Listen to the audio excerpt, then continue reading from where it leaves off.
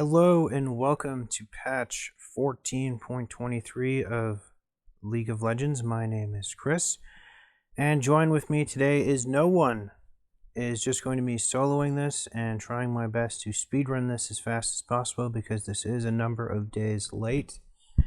And Jason is going to take this one off. Let's quickly try to get through this one. Not going to go through too many of these system changes. Let's go right into the balance changes. Oop, skipped a little there. First up, we got some bugs with Aatrox and Bessa. And then we got three of these kind of, I want to say largely pointless kind of mini reworks. We got some stuff moved around with Aurora, a little tweak to the range on her Q. Probably the most impactful thing I honestly see her for laning phase purposes. A nerf on the cooldown. Recast the end of its duration. That's actually kind of a nice little thing just for the more slightly careless players. And then we got part of her passive moved to her W.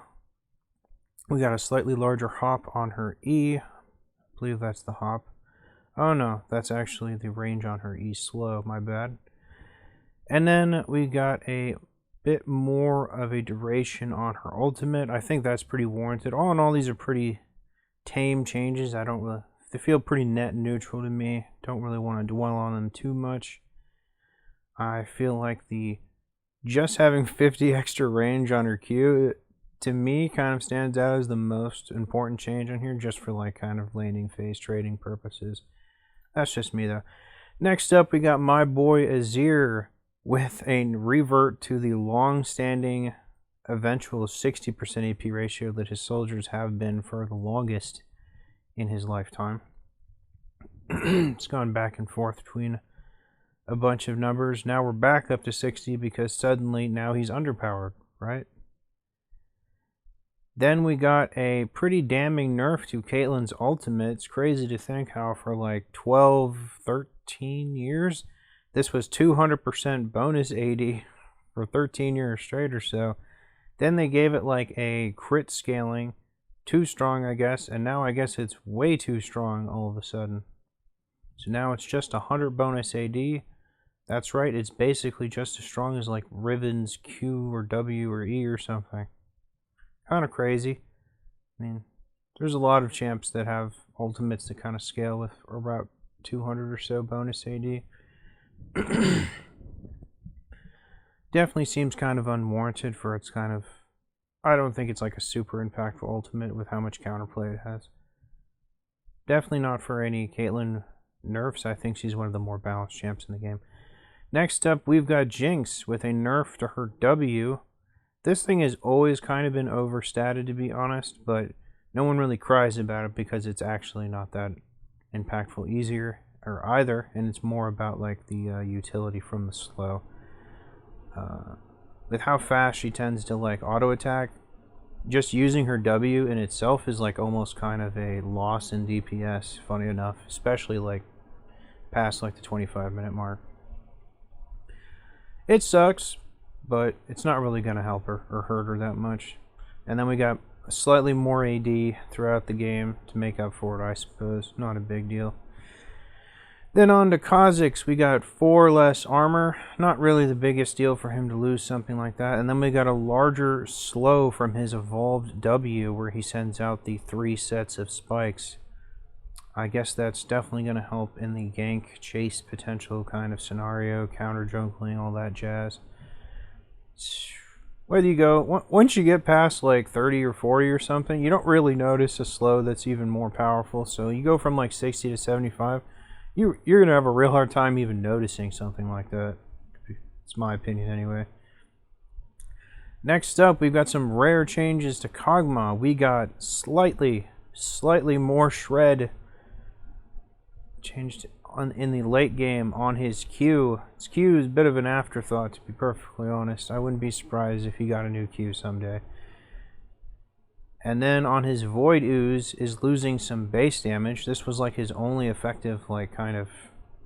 This is probably his most consistent ability, honestly.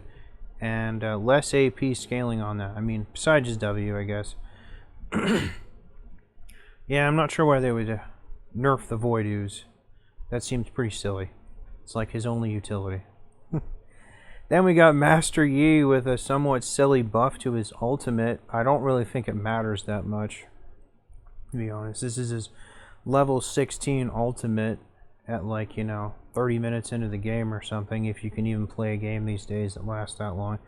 You already expect Master Yi to just be a goofball by then anyway, so you won't even think twice about him having 20% more attack speed. I don't even really think it bothers me. It's like, you're not even going to notice. You're just going to assume he's silly. And then we got a mana cost buff on Miss Fortune's Q. This one I actually do think is relatively warranted. Miss Fortune runs out of mana so easily in the laning phase, and I'm not just talking about like the people who are like the E clowns who like run Comet Max E and stuff. Those are just the low effort goofballs. If you're actually trying to play her straight up legit, she still just goes heavy, like runs out of mana super fast. So I think normalizing this to just 40 at all ranks, I think that's a pretty good change actually. Let's see, let's go down. We got Rammus with a lower cooldown early on his Powerball. That's probably fine, just open up slightly more windows for him. It would have been cool. When you make a change like this to such an old character, I always want them to take like 1 second off of like the high end to be like, oh, possibilities. But no, they just made it more accessible like in the early game. And then we got this monstrous like shake-up with Rel. I'm not even going to go into a lot of this stuff because it's like all shit that's honestly already been dicked with like twice before. And like, look at this crap. Are you serious? You're saying there was a justification to like literally change every one of her base stats, and then the only one they didn't change was like her base HP and HP growth. Like, someone literally sat down. I gotta validate my existence. Let's change every one of her base stats. I mean, it's just so silly. Nothing really jumps out at me, I guess, a lot. I mean, I'm not really inclined to talk about one of these large shakeups unless someone actually gets like a new ability or a new mechanic or something that's actually, gonna shake things up a lot. Truth be told, if you were playing Rel 2 patches ago and you're playing her 2 patches after this, you probably won't even be able to tell what they changed. Because it's all just nitpicking crap, to be honest. They didn't change the ultimate at all, if I'm not mistaken. It's still exactly the same. Alright, next up we've got Rengar. And this is probably something his ultimate should have done from the get-go. And I know what you're thinking. He's like, well, he's got 100% zero potential, basically, at all, right? Well, it was always kind of silly. They only did like half of his AD when he jumped out of his ultimate. So, probably should have always been 100. Now, as for this extra, like, armor pen he's getting, I mean, he gets like +3, +2, and then +1. Yeah, you gotta be really careful. Rengar is like such a silly, uninteractive champion for the most part. I mean, I'm more forgiving of champs like Rengar and Kha'Zix than some of the newer, like, lame champs, I think. Like, who the hell? Qiyana? Qiyana's the one I always point to as, like, one of the most annoying.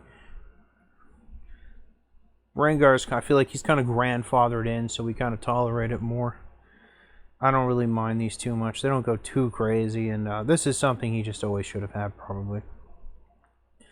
Alright, next up we've got Shyvana, and another nerf to the AP ratios. It's so funny how long they're willing to tolerate this. Buff her AP, add AP ratios on all of her shit that never had it, and then suddenly it's too disgusting. I'm like, it was always disgusting. It was always low effort. It was always just silly. And so, be honest, I don't think any amount of these nerfs are going to make people stop doing it, though. But these are definitely another nail in the coffin. But AP Shaco has been nerfed a bunch of times, and we still have to be subjected to that crap. Alright, next up we've got Skarner, and another nerf to his passive. That is his passive right now. Q. Oh no, my bad, it's just his Q. Passive has been nerfed a bunch already. Yeah, another nerf to his Q, though. Man, he came out in such an awesome state with all of the health ratios and health scaling and health damage and stuff. I honestly didn't think he would end up being too overpowered on his release, but I guess I was pretty wrong. He just looked kind of solid and balanced. He didn't look really too overly obnoxious, but I guess he's just too tanky. And then we got Smolder. Yeah, similar to Rel. Not really going to get into this. I'll point out the stuff that kind of jumps out to me. We got this refund if it kills at least one. That's really nice. Old Gangplank style. And then the ultimate version of his Q has less scaling now off of stacks. I feel like, well, for the late game, you know, boss scaling, that's going to be kind of an ouchie. You're basically getting only 0.5% down, or my bad, you're getting half the scaling you were before, 0.8 to 0.4%. Kind of a bummer, but let's be honest, it's not so much about scaling once you get to his tier 3 Q, it's just about getting to his tier 3 Q. And anything after that is just like, you know, icing on the cake. If you can get to tier 3, it's already pretty much disgusting enough. Yep, and let's see, we got some slight nerfs to some of his stuff here, and then we got a big buff. I don't know about big.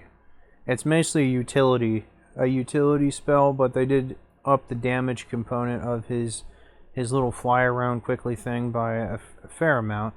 They're going to get a little more bolts in the late game, and then you got a little more AD scaling on this. It's a pretty forgettable ability, honestly. It's just about the utility. And then we got some wave clear now for his ultimate, and then a less cooldown early on. Non-champions.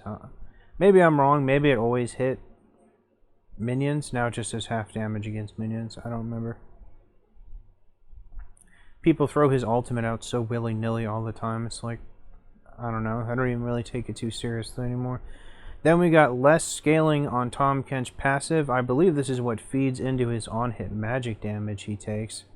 Or deals, I mean, on hit. Kind of a bummer. It's all about like his bullying persona to keep that strong.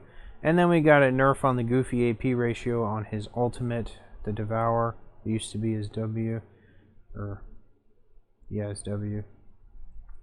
Not the biggest deal in the world. Maybe there's a game here and there where you can sneak in a Rod of Ages, but it tends to go that you just build straight tank. You don't really have the room to throw in an AP item in most games. And then we got an odd nerf to Teemo where they're going to make it harder for him to jungle. Now he is dot. His dot, is that his Q or his E? His E, yeah.